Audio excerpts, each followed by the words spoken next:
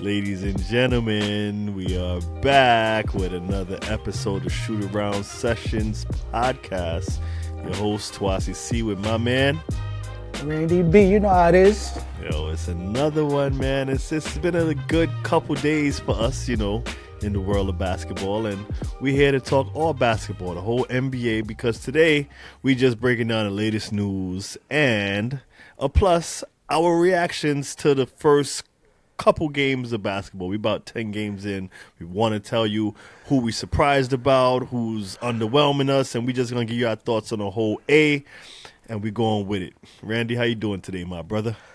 Man, everything is good. We blessed. We here. Let's make it happen. Let's make some noise.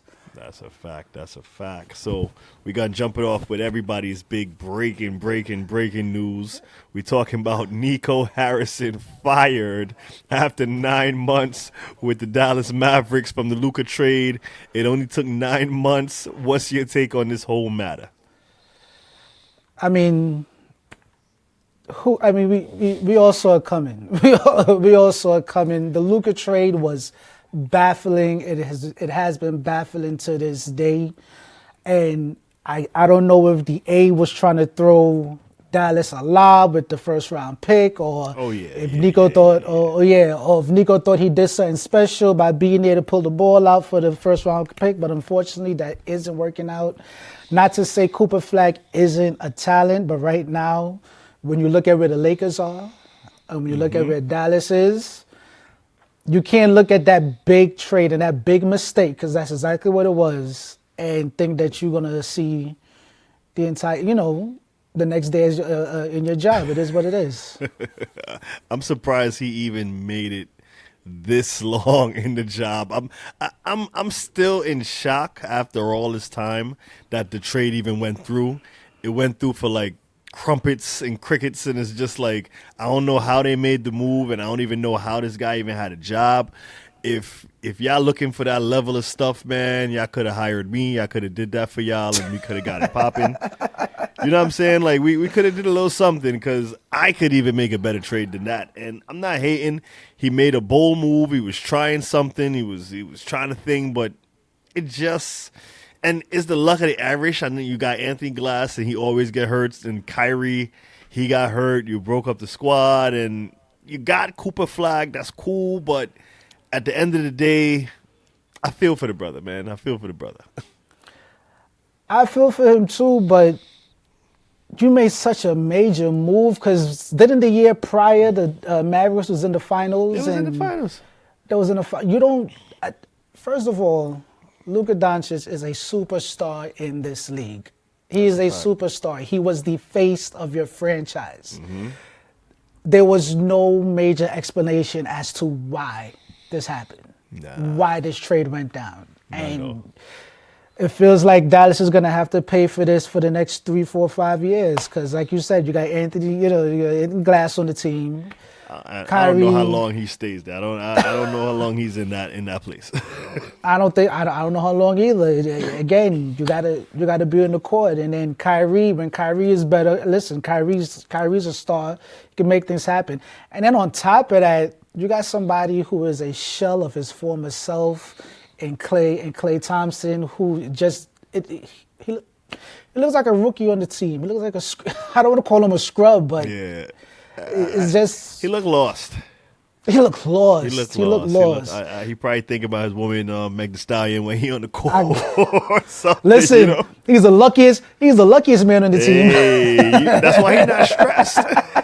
He got to go home to that every night. He like, man, I'm living life. He got a couple rings. He got millions of dollars. He ain't tripping. Yeah, that's true. He ain't tripping. That's true.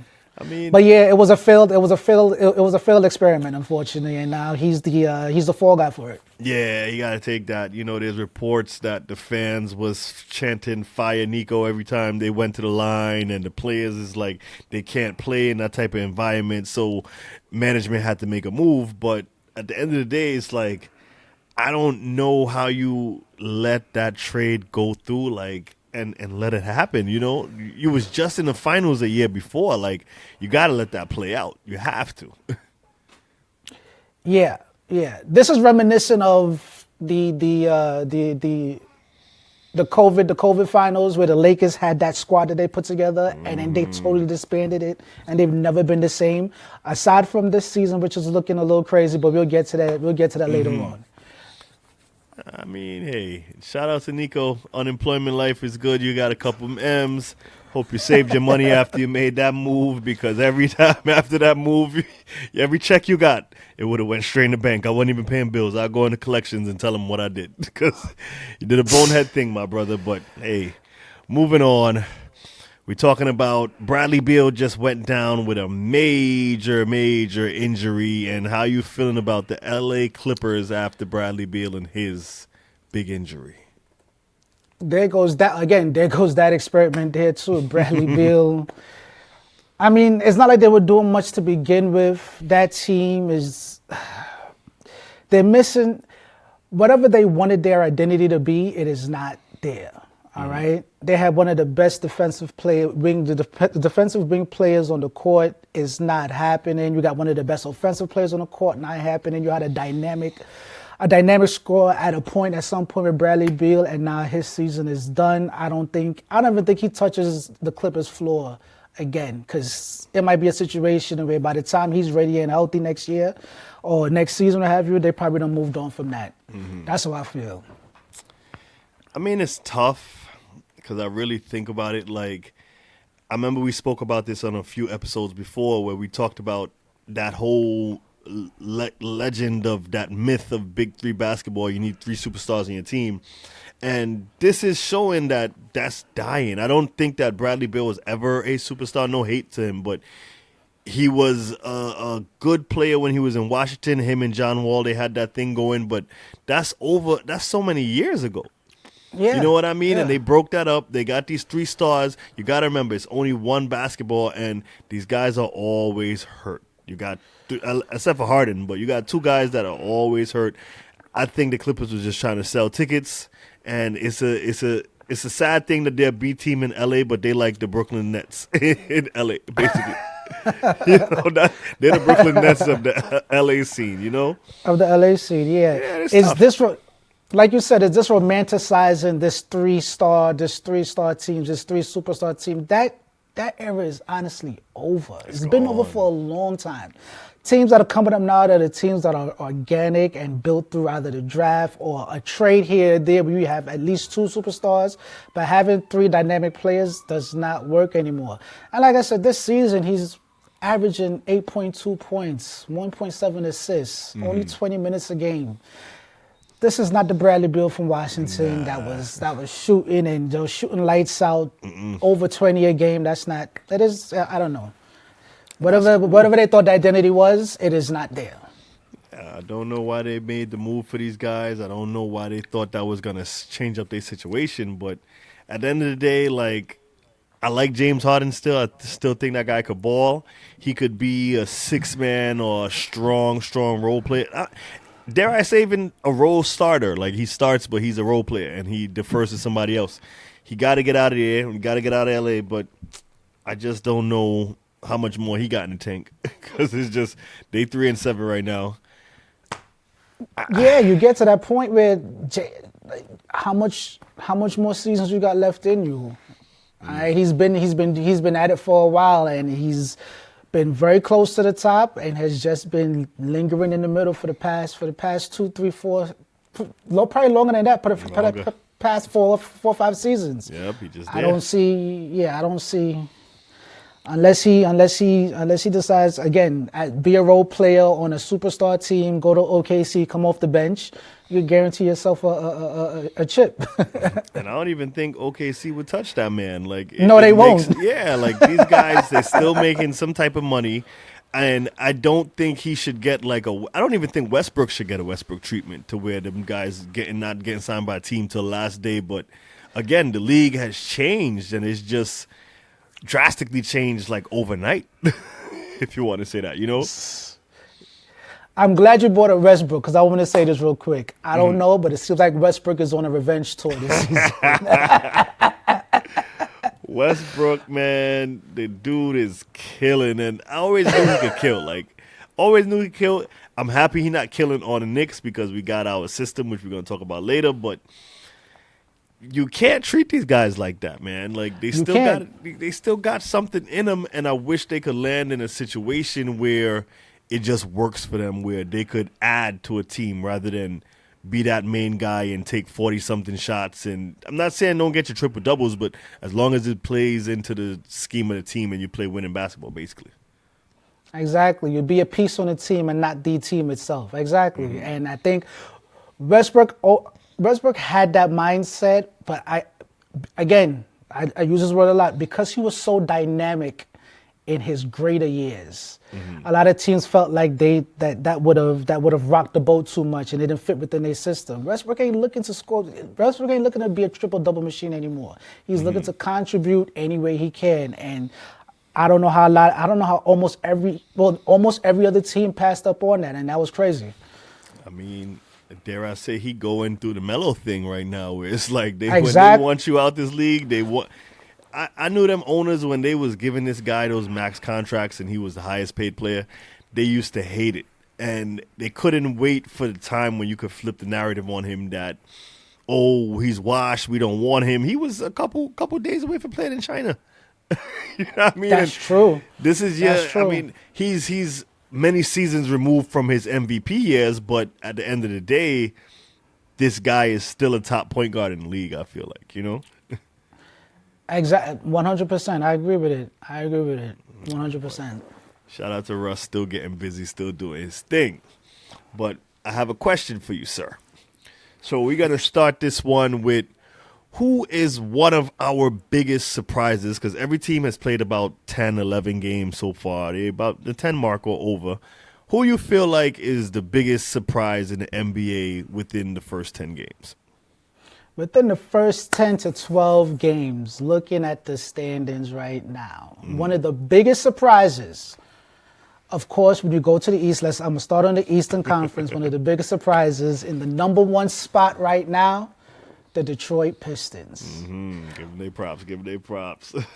I knew this team was going to be serviceable. I knew that they was going to be in the middle of the pack. I'm not saying, well, I'm going to get to that just now, but they're doing their thing. They're on a nice little win streak, a 7-game win streak. The only question that I have, like I had with the Cavs last year, and the Cavs actually proved me wrong, is this sustainable? Yeah. Will 10 more games from now, 20 more games from now, will they still be number one? We'll have to wait and see. I watched the game the other night where they won an OT against the Wizards. I mean, not OT, but yeah, it was an OT against the Wizards. They beat the Wizards. That was a thrilling game, and you hear so much talk about Cade. I never really paid attention to Cade Cunningham's game until he played the Knicks, and I was like, wait, this guy is a kind of a problem. And you're seeing him come into his own now even more, and he's a little bit more seasoned, but I'm gonna wave that red flag and say, man, I don't think they're legit just yet. They got a lot of great pieces, and it's still an early season, and we know some teams like to leak out and get some early season success, but I feel like they're a surprise. Am I shocked? No, because they have majority of the same core pieces. They're probably missing Gamblin' Beasley, but I mean, for the most part, it's the same squad. They got rid of Tim Hardaway. But, I mean, they're doing their thing right now, and I'm surprised, but I don't think they're going to hold it up. I respect that. Another sleeper team. Now, we know that the East was hurt this year. The two of the top teams from last season obviously not where they would like to be. Talking about the Indiana Pacers and the Boston Celtics. Another team that has surprised me with their standing right now is the Miami Heat. Miami Heat. Again, Miami Heat, what I always call one of those sleeper teams, one of those knockout teams, one of those teams that you never want to see in the playoffs because they can take you out. But that was when Jimmy Butler was on there. But even now, they're working as a cohesive unit. They're doing their thing, moving the ball, hitting threes. You got Bam in the middle doing what he do. So, yeah, Miami being in third place as of today, that's a surprising standing for me right now. I'm not really surprised by the Heat, and I'll tell you why. Now, do they have any real stars? Like, I know Bam has been an all-star before, but I don't really feel like Bam is a star. He's nice, but he's not a star. You got Tyler Hero not really playing yet, I believe. I don't think so, right? And I don't think so. I don't think he came no, back he's yet. still No. hurt. Yeah, so he's still hurt, and they're doing it with like they got that guy, the rookie guy, the Spanish guy. He's not. They got a squad, and again, I'm gonna give the nod to teams who've been together for a little bit. Yeah, they're missing a guy like JB, but I give Spoelstra his credit. Been a good coach, and with the way the East is wide open, I feel like all you got to do is win a couple games, go on a little 5-game winning streak, and I feel like you in a good standing. So I'm not gonna say I'm surprised. I think they'll sustain it? I think they'll drop. I hear that. We ain't scared of them. On the other side of the spectrum, I'm still staying in the Eastern Conference. On the Mm-hmm. other side of the spectrum, a team that I expected to do better, and I did pick them up in one of our earlier episodes. I'm surprised that Orlando Magic is so low. Only 5 wins, 6 losses, in 10th place right now. I expected them to be a lot higher, especially with the East being so open. These guys. I ain't necessarily say I thought there was gonna be a problem too, but a thing that's funny in this whole situation is the addition of Desmond Bain. They go after a guy like Desmond Bain, and yeah, he could hit some threes, but they're gonna have to take some time and figure that out. And the fact that they lost somebody like, granted, Cole Anthony ain't no fire starter, but I feel like he was a good piece of that offense where he kind of was a glue kind of guy, kept the team kind of afloat. But Desmond Bain, another guy, he need a lot of shots.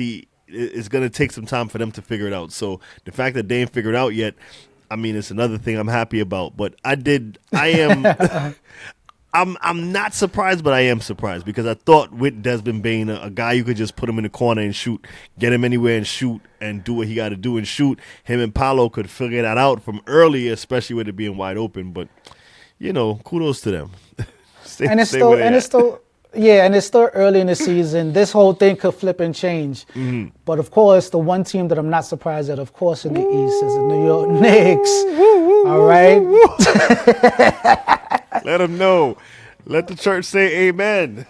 Listen, put it like this. Last episode, I said there was nothing to worry about when they was in their little 3-game slide. Mm-hmm. I'm not getting too excited. They won 5 straight as of this episode, so we'll see how things go. They're getting things together. Guys are figuring out their roles. Everyone is doing what they got to do, moving the ball. They're one of the fastest teams. I think they have the number 1 offense in the league right now, ranked number 1. Mm-hmm. Or the fastest offense under Mike Brown, which is what he does. This is what he did. This is what he did for Sacramento. Yeah. So they are looking good. They are at where I expected them to be, within the 1, 2, 3 spot. So I'm not surprised at that at all. Not surprised. The only thing I'd say I'm surprised about the Knicks is that we are becoming more of a 3-point team. I know the goal going into this season was to shoot 40 a game, but actually seeing it play out and seeing these guys not only pulling the trigger, but now you've seen over the last 3 games, we've been hitting them. We smoked teams. The last 3 games, I think we beat people. We scored 135 points or more on these teams in 3 games. And I'm like, damn, this is that same Tibbs team that wasn't moving the ball and pounding the rock and winning 50 games, but that style wasn't conducive to the Knicks. So now I'm loving what I'm seeing. I like the ball movement. I will say I am surprised that Karl Anthony Towns is not having a higher percentage of threes. Like, he's been taking them, but he ain't been hitting them. And it's tough. Because I don't know what I'm going to get from Cat. I don't know. He's doing good. Like, we beat Washington. He's doing good. Yeah, we beat Washington. We beat Brooklyn. And we beat the Grizzlies. All bottom feeder teams. Yes. So, is he going to outperform? Yes. He's showing you that he's going to, like, beat the bums up. But when he has to go up against somebody really good, let's see how Cat is going to be. We saw he kind of got flopped out with Giannis. I need to see more from Karl Anthony Towns. I need to see more from him. I totally agree with you. Like I said, the 3-point shots, Especially his shot where he barely jumps off the floor and he likes to take it from the logo sometimes. I'm like, man, listen. But then he scares the crap out of me when he drives to the hoop because you don't know if he's going to end up on the floor sliding and flipping against the post. So It don't look right. It don't look right it at all. it don't look right at all. But I think Cat is finally starting to feel comfortable in this system. These last 3 games, granted the fact that it has been, like you said, these are all NBA teams or NBA players. They are skilled players, but the bottom feeding teams. It is what it is. Fetus, especially Especially Brooklyn. I saw a game where they ain't played no defense, and it was layups all day. All day. It was a sad game, but no, yeah, he's finally starting to feel a little comfortable because at the beginning of the season he said he didn't know where he belonged, he didn't know what he was supposed to do. I think now everyone is figuring out. Josh Hart again figuring it out. He's getting to his spots. He's doing it. He's rebounding, passing out, bringing the ball up, and he will shoot the ball when necessary. So these guys are figuring it out. Be giving them time. We'll see how things go. Like I said, only first 10, 12 games. So yeah, we'll see how things go. Josh Hart has surprised me. I will say this because he letting that thing go, and he not hitting a lot of them. But the fact that he's taking them, and that's what I'm happy about. He's taking good shots. He's getting it. You're gonna have to guard his shot, and you're not gonna leave him open. So that's gonna make it a little bit better for the Knicks as far as now they got to play up, and you're gonna see guys hitting that back door. So I'm really happy about where this is going. Honestly.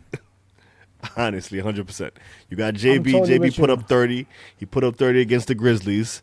He had shot 6 for 9. 6 for 9.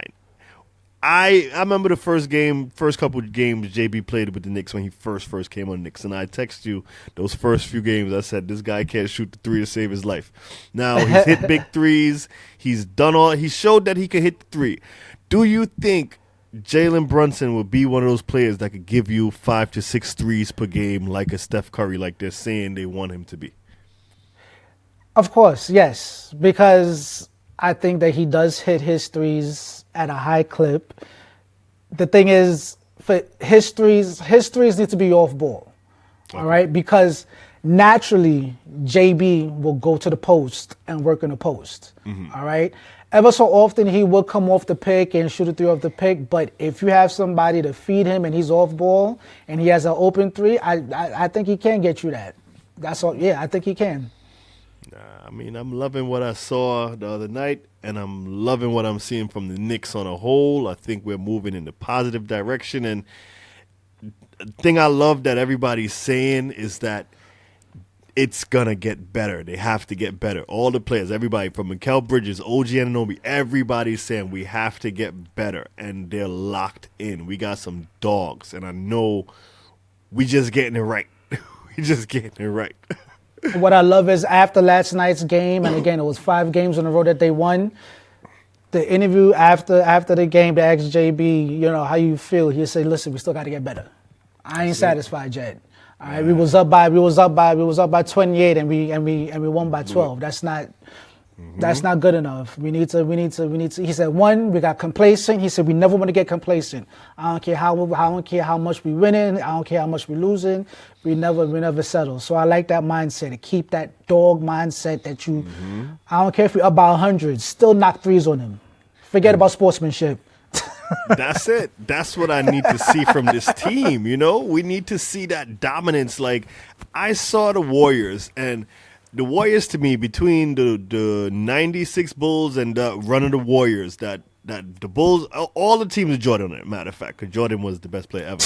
But from Michael Jordan to that Warriors team, they ran teams out the gym. It wasn't a question of who was going to win that game, who was going to win that championship, and I feel like we build in that moxie.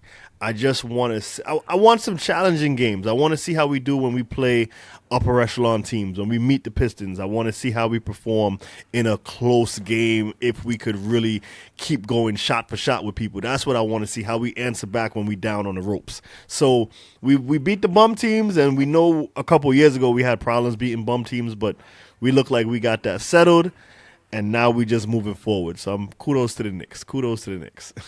Yes, yes, yes. No real test has really come up yet, and yeah, that's what I want to see. Now the thing is, you said gun for gun, 3 for 3. That's why I think we might suffer because with we're shooting threes at a high clip, but we're not. Up until recently, we've been hitting them at a high clip, but we haven't done that consistently yet. And for a team that can hit at a high clip, I don't know if we can go 3 for 3 with a team with a high shooting team, 3-point team. So I want to know how we hold ourselves down with that. Yeah, much is to be seen, and I know the test is gonna come. We 10 games in, but I'm loving it. I like a couple blowout wins. I'm good with that. You know what I'm saying? And just bring on the challenges. But we gonna move right along. We gonna talk about the Milwaukee Bucks. Let's couple them together. The Bucks, the Cavs, and the Sixers. One of our rivals. How we feeling about all three of those teams stacked into one? The Cavs and the Bucks are exactly what I expected, which is again within the top 6. Okay. Again, I expected between the Knicks, the Cavs, and the Bucks. I expected 1, 2, 3. It didn't matter which who was where. That's why I expected, and they're all within that same range. Like I said, Detroit snuck in there, Miami's in there, but all those teams are where they're supposed to. The Sixers, I'm surprised. I might get hate from my Philly crew, but I'm surprised because to me, in my eyes, Embiid is broken down. Yeah. Poor George hasn't stepped on the court yet. Broken down. But you got this kid Edgecombe, you got Maxey holding it down. Yeah, they're holding on the And fort. again, if you ask me a surprise so far within the first 10 or 12 games, the Sixers is a surprise because I did not expect them to be this high in the standings. Yeah. Nah, that's a fact. I think for them, that's probably my biggest surprise, only because I ain't even think they could win one game, far less they've won 7 so far.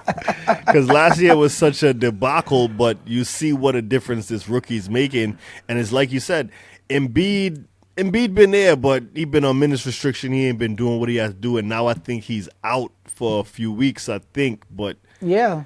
he just not really delivering, and it's like that's another team that showed you that whole superstar old guy playing, not old guy because we can't diss the old people, but those broken down superstar max contracts gonna hold up the team.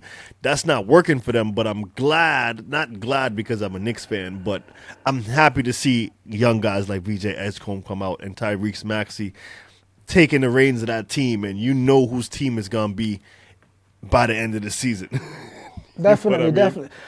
Listen, there was a point where I think I told you, I said I don't know if Embiid could jump.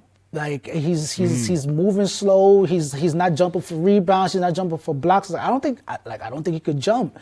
His body is broke. His body is broke down. It's a sad thing because he has so much promise. You know what I mean? But hey, Yeah, I'm glad we don't have him. Hey, like you said, you look at a guy like Paul George. Like at one point, Paul George was the prototype of an NBA player, Absolutely. and now he could barely get on the court. No shade to him, but it's just one of those things where you say to yourself, like, "Dang, bro!" Like the Knicks could have had him, and I remember it was either him or OG. And I remember he went to Philly. He took probably the same contract that OG got, and I said, we made off with a better player, and I'm happy Absolutely. the Knicks ain't running after these superstars like we was trying to do back in the day, but we doing what we got to do. And shout out to the 76ers. I don't think they're going to maintain it. I think they are going to be a lesser team. Like I think the Magic will get this figured out. The Bulls probably would stay around where they're at, even though I don't necessarily believe in them, but I feel like they will be a playoff contender. And I think the East is kind of going to stay like this with just a couple moves throughout the season. I know. I totally agree with you. Like I said, in the next 10 to 12 games, I can see the Cavs moving up, the Knicks either in the same place or up one spot. I can see the Bucks moving up. I'm still shocked at Orlando, but I think Orlando will make it. If the playoffs started today, the Magic would not be in the play-in. The Magic would actually be in the top 6. That's how I feel. That's how I feel it'll move around. Yeah, they're gonna get that together. I ain't tripping. I ain't tripping. And you know who we didn't mention? Boston, because Boston is exactly where they're going to be. That's exact. I mean, you know what it is? I give Boston a little credit because let's say it started today, they would not be in the play-in, but I feel like they could fight for a play-in spot. So I number do 10 feel- spot. I got you. Yeah, they would be there around that 10, 11. Like either they get in or they don't. But they they showing don't? some scrap and they fighting. I mean, it's tough because you got Jaylen Brown rubbing off his hairline on everybody. his spray here. But I feel like they'll fight. I feel like they're gonna fight. They're gonna be scrappy, but they basically playing for like last place. You know? I got you. Yeah, but and then the Pacers is only one game. It's a debacle over there. You know, they're gonna get right. They're gonna get their stuff together. But I think it kind of shows how valuable Tyrese Halliburton was to them, and missing Miles Turner, I guess that's a big deal to them, and they can't. That really was a recover. big deal. That was a big deal. Yeah, You have people that's heart and souls, and he was the heart. He was the heart of that team for a while. So that was a big deal. Yeah, because they got one win. We got three of them down there. The Brooklyn Nets. I wanted to speak about this really quickly after watching that Knicks game. They don't have any remnants of bigs at all, and I feel like bigs are kind of dying out in the NBA, and that's why you see Cat doing some of the things he does to these guys, because these dudes is like 7 foot and like 100 pounds soaking wet, so it's like he having his way with them in the post, but I don't know, you know, it's tough to be at the bottom. It's something at the bottom, and again, going forward on this show, you're going to only hear me refer to them as the Nets. I'm not associating Brooklyn. Never. I'm not associating Brooklyn with that Never. team. The Nets, just there. they're just there. They need to pack it up and go somewhere. But yeah, the Nets, horrible. There was so much promise for this team damn near 10, 15 years ago. Mm-hmm. And they completely fell flat in their face. You reap what you sow. You gave up too much to get very little, and the most that you got, it didn't get you anywhere. That's the best. That is the net story. That's the story. That's going to be the title of the book. We gave up everything multiple times to get nothing. Nothing. But it is what it is, you know? It is what it is. They stand where they at. They got Porter. He's throwing up some threes, throwing up any shot he could throw up. Anything you could throw up. I think he just going to have fun losing, because that's the best way to describe it. And I'm not mad at him. Like, got one game. I think he getting some shots, getting shots up there, but it's tough for bro. So just keep getting them shots up. Listen, he's in New York City, man. He's having fun right now. Man, you know what I mean? my boy is outside. I know he outside. But we got to take it out west. We got to talk about some of our biggest surprises out west so far. All right. So I might get some hate for this, but one of my biggest surprises, because of how they seeded last year and where they are right now, one of my biggest surprises is the Los Angeles Lakers. I'm sorry. I know I bigged up Luka a few minutes back, saying he's a face of the franchise, he's a superstar, but I did not expect everything else to mix so well with Luka being there. And for them to win 8 games so far, they're 8-3, 4th place. I am shocked that they're this high. Yeah, no, that's a fact. I'm not shocked, because we all know who Luka was before the trade, and we saw all summer Luka revenge season, Luka come back in shape, and I think a lot of people are saying they playing better without LeBron James. You know what I mean? And I'm not shocked by that. I'm really not shocked by that. I feel like he was throwing it up. They didn't know how to work together, and I know he will, when he comes back, he will throw off the chemistry. Funny enough, I was going to ask you. I saw a report that he participated in his first 5-on-5 full practice. Mm-hmm. And I was going to ask you, is the team better off with or without LeBron? Because the chemistry is there right now. And LeBron is a polarizing figure, all right? Meaning that he is head honcho. When he is on the court, he runs the show. Mm-hmm. So will he contribute to what's going on, or will he completely destroy it? I mean, Braun is Braun, right? And I'm gonna give Braun the benefit of the doubt, being a veteran and understanding when it's time to defer. You've seen him go like it happened with him when D Wade kind of had to defer to him and let him be the man. And I feel like this is his time to say, you know what, Luca, you really run the show, and I'ma just figure out how to work within this offense and make it work. If I could give you maybe 19 a game, maybe 18 a game, and really defer to you guys. Let Reeves get 25. Let Luca average 30, and figure out a way to make that work. I know I'm just throwing out numbers hypothetically, but some way where Braun could say, you know what, I'm taking a step back and let me just focus on doing what I need to do because those guys are rocking, and I feel like the West is in a spot. If they could get a decent playoff position and let these young boys do their thing and Braun don't got to do too much, I think he could get that ring. Not the ring, but you know what I mean? They could make it far in this race.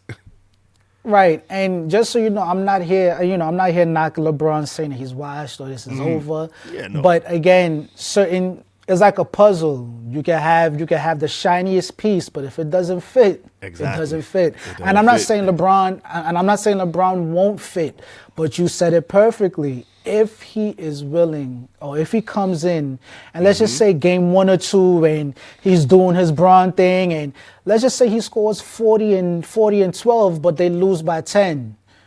You got to Does watch. he have the mind? Yeah. Does he have the mindset to say, "Oh, let me take a step back. I can facilitate. Let me facilitate to you guys. Let me get you guys open. And even if me facilitating isn't working, that I will just be in the background, and I'm here to clean up whatever needs to get cleaned up." Is he willing to take a back seat if, when he does get back, whatever he feels is right isn't working, or will LeBron just leave? I don't. This is where it gets dicey. This is Nico Harrison in reverse, because Yes. Lakers is 8-3, they 3-8. They made the trade, and now it's working in their favor. And unfortunately for Braun, he's not there. If he was there and they was 8-3 and this was working, it'd be no issue. But the fact that he's not there, as soon as he comes back, God forbid, let them lose 2 or 3 in a row. They're going to look, oh, is Braun throwing off the chemistry? Is Braun doing this? Like, he's going to get that attack. And he's a seasoned vet. I know he locks in. I know he tunes out the noise. But this is where people start to look at you crazy. Like, hey, we starting to lose now. What's going on? You know what I mean? This is called evolution. This is where your game evolves. This is got where to. your mindset evolves. You have to. You You have have to. But he hasn't stepped on the court yet. We don't know what we're going to get. We don't know what we're going to see. So we'll see how that goes.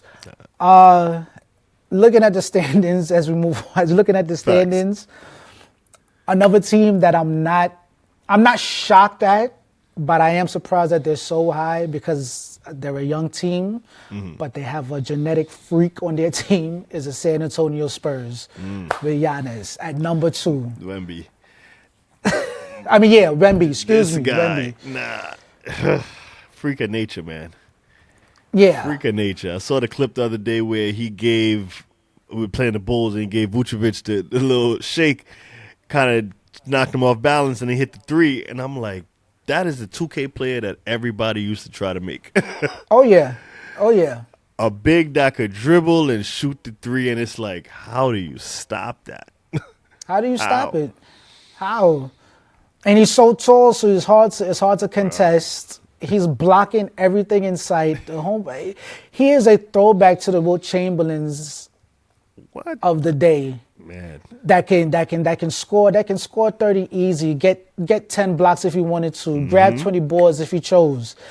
And as he get older and his body starts to beef up more, it's gonna be Then crazy. It's gonna be a problem. It's I'm gonna be a glad real you problem. mentioned that. I'm glad you mentioned that because I saw a clip where somebody took him in the paint and just bullied him in the paint.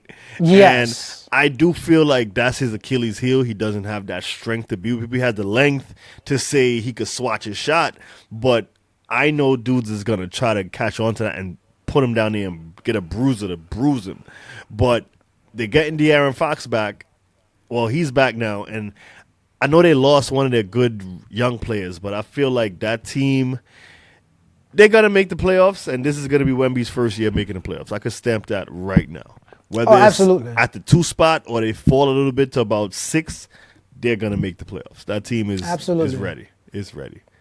Got to give them their props. You got Stephon Castle still killing. Like they got a squad, and I'm mad the NBA let them get a squad under everybody's nose like that. I'm mad. When one of my biggest surprises, I want to say, is who could I pick? It's a lot. It's a lot. I mean, I go with the Golden State Warriors, and I'll tell you why. I still am going to go out on a hill and say the Golden State Warriors are one of my sleeper teams to make it to the conference finals this year, depending on the seeding.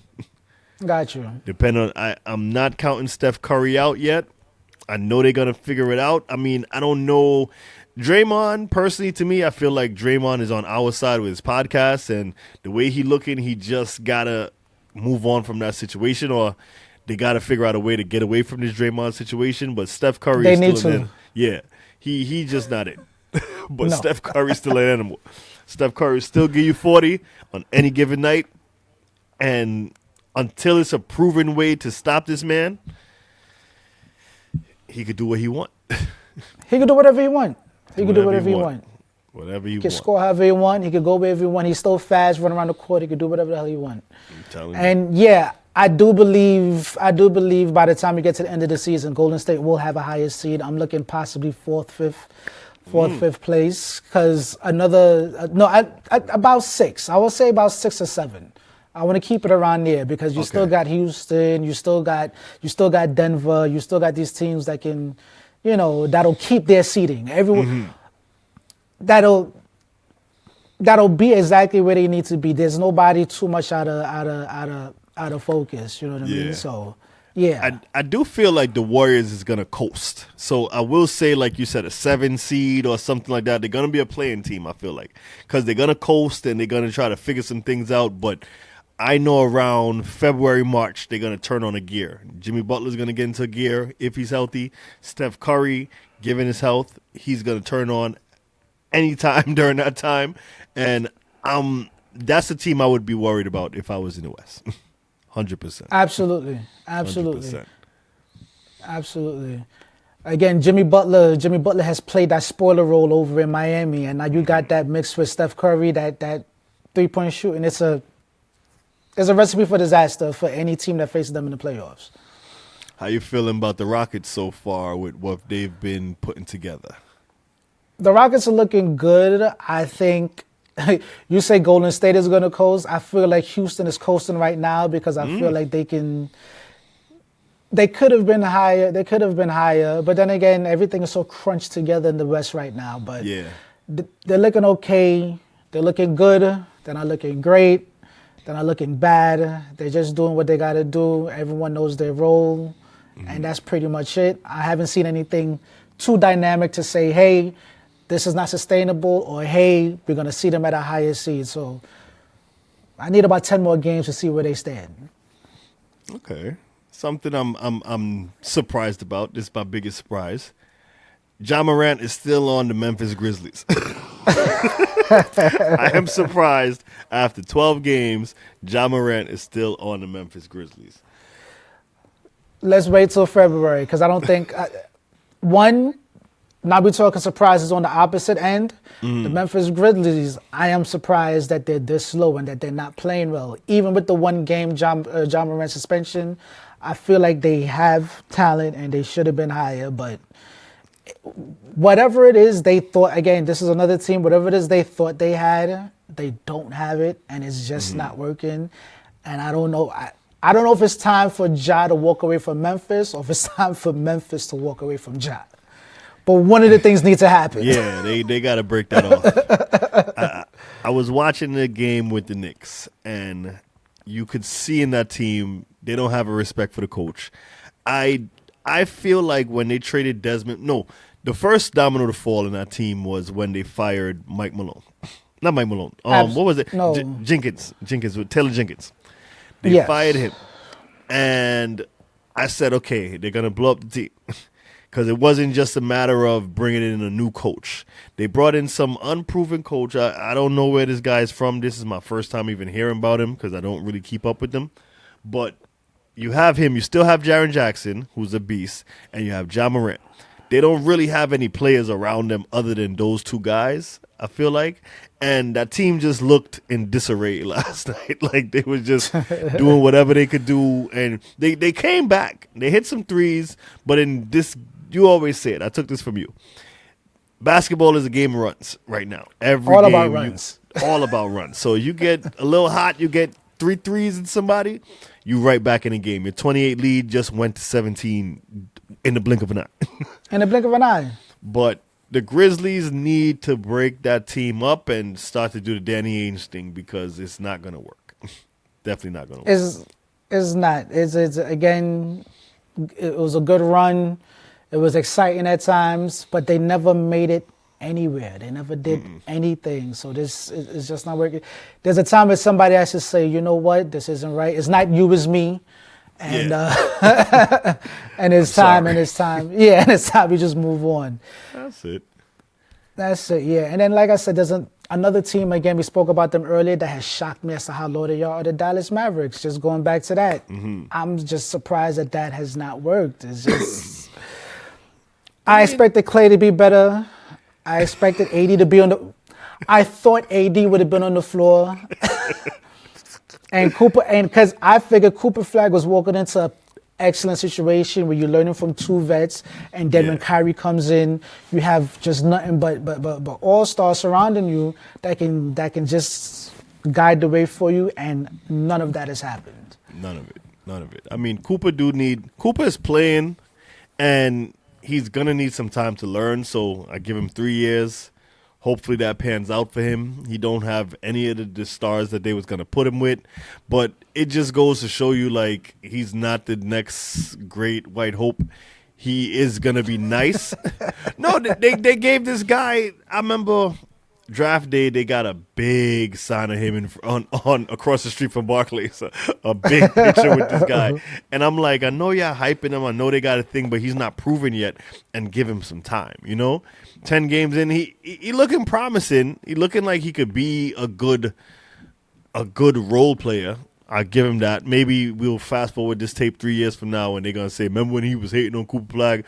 And it just felt like overhyped to me. Yeah, It just felt like overhyped for me.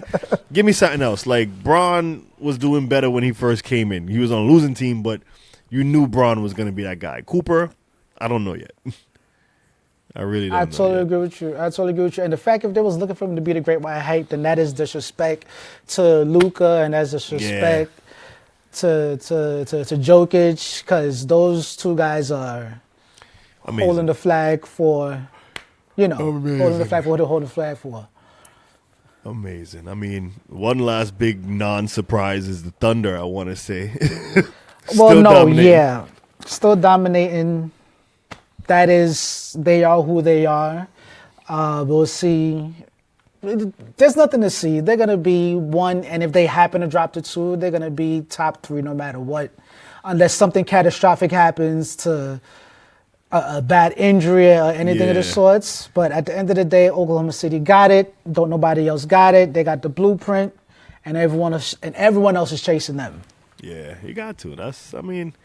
It is what it is at this point. I feel like somebody will slow them up. I mean, with them, it's not no shot to a OKC fan, but I'm not going to pay attention to their games until we see like May. Not even May. I'm going too far in. I want to say March. March coming down the end. I want to see how they move in when the games start to slow down, beginning of the playoffs. I want to see teams that could really crunch them because somebody's going to figure them out. Somebody's going to figure out how to slow down SGA. And I'm not being a high horse and saying it could be the Knicks, but somebody will figure out how to slow this team down really, really soon. And we're gonna see it. It's going to happen. I'm going to put my money on it. They're not going to repeat as champions this year. I agree with you. The only issue is, the problem is, it's not about slowing them down. It's about getting past that damn defense. Yeah. Because their defense is all five All five One through can five. lock down. 1 through 5 can lock down each position. They're playing passing lanes. They are just a pest on defense. If you can find a way to get through that, get through that lock, then yes. Yeah. I can see a team being successful against the Thunder. I mean, we gonna see. Hopefully somebody could bully them up, man. We need to see somebody beat them up because we need the Knicks to have an easy road to the finals. That's what I need. I need them to get it together, hit like 55 threes per game, and we be the champions. That's what I need. That's what I need. We're going to end this one on this, though. I got a hypothetical to ask you because I was watching a podcast the other day, and they were saying Knicks legends versus each other. So they were saying, like, Omari Stoudemire versus Cat. Cat? Right now. Who you picking? That is a tough one. I like Amari. But I listen, I understand what Cat is out there trying to do. I'm sorry, I got to pick Stat. I'm sorry. Got to pick Stat. Easy. I got to pick Stat. Easy. To me, Stat was a better player. Stat was a better player. Stat was in shape. Mm-hmm. Not to say Cat is out of well, Cat is a little round at the year, but again, nah, Stat was a machine. Stat could do everything Cat can do. He could have open three. He could shoot the three. Get to the rim. He had that. The only problem is I would take Cat's. Stat was just injury prone. That just, and it's not his fault. Certain things happened to him, but it just wasn't his fault. Getting poked in the eye, retina falling out, all type of stuff. Yeah. Nah, he elbow. Can help it. He can help it, but no, I'm gonna have to go with Stat, definitely. Nah, I'm gonna ride with Stat too, only because it's my guy, man. Stat was my guy. Stat was one of the most dominant players I ever seen in basketball, period. Where that man was Giannis before Giannis was Giannis.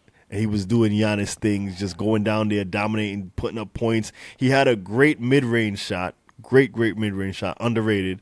And back in them days, they wasn't really shooting threes like that. Bigs wasn't shooting threes like that. Stretch fours wasn't a great thing like that. So I feel like if I feel like if Stat was in today's game, he would try to adjust and add range to his game. And I think he could get it in there,